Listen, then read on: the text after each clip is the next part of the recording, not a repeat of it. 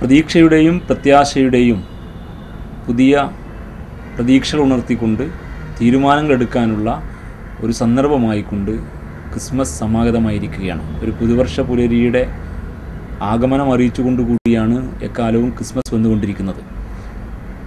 യേശു ക്രിസ്തുവിൻ്റെ ജീവിതത്തിലെ വലിയ വലിയ സന്ദേശങ്ങളാണ് ക്രിസ്മസ് മാലോകർക്ക് നൽകിക്കൊണ്ടിരിക്കുന്നത്.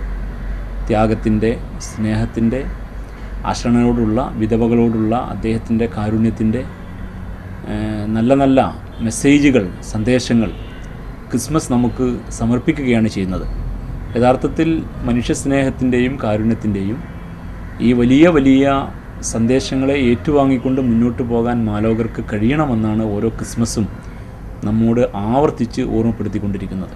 യേശുദേവൻ്റെ ത്യാഗപൂർണമായ ജീവിതത്തെ ലോകം മുഴുവൻ സ്മരിക്കുക, ആ സ്മരണയിൽ അത് സ്വജീവിതത്തിൽ ഏറ്റുവാങ്ങുക. അങ്ങനെ ഏറ്റുവാങ്ങുന്നതിലൂടെയാണ് ക്രിസ്മസ് ആഘോഷിക്കപ്പെടുന്നത് അല്ലെങ്കിൽ ആചരിക്കപ്പെടുന്നത്. ഈ ക്രിസ്മസ് വേളയിൽ നമ്മൾ ആലോചിക്കേണ്ടത് അതാണ്. യേശുദേവൻ്റെ ചരിത്രം അല്ലെങ്കിൽ ജീവിതം എടുത്ത് നോക്കിക്കഴിഞ്ഞാൽ അദ്ദേഹം ജീവിച്ച രീതി അത് വളരെ പ്രധാനപ്പെട്ടതാണ്.